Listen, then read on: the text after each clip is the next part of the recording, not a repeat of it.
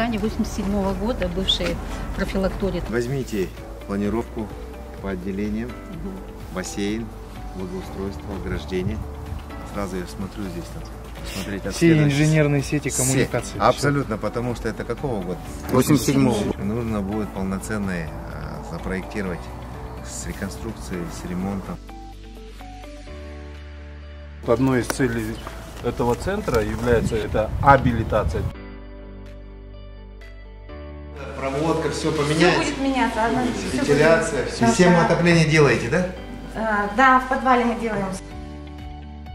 Покой, триаж системы, галереи, соединяющие несколько корпусами, и, понятно, реконструкция и капитальный ремонт внутри. Взаимодействие Центра перинатальной диагностики и областной детской больницы.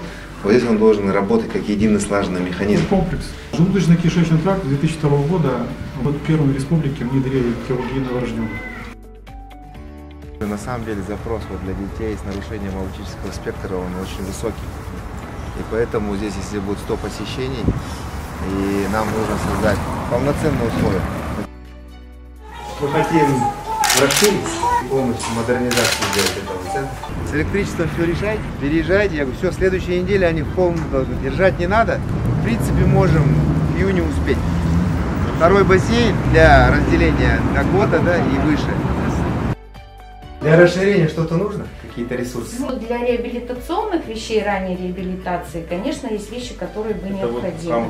Вот то, что мы хотим, центр раннего вмешательства. Да. Нам нужно, чтобы этих детей охватили с 3 месяцев. У нас выстраивается полноценная цепочка, инфраструктура для диагностики, лечения, амбулаторно-стационарной и реабилитации. Я всем желаю скорейшего пополнения, и чтобы все радовались, получили вот эти минуты счастья от появления младенцев. Поэтому искренне желаю вам здоровья.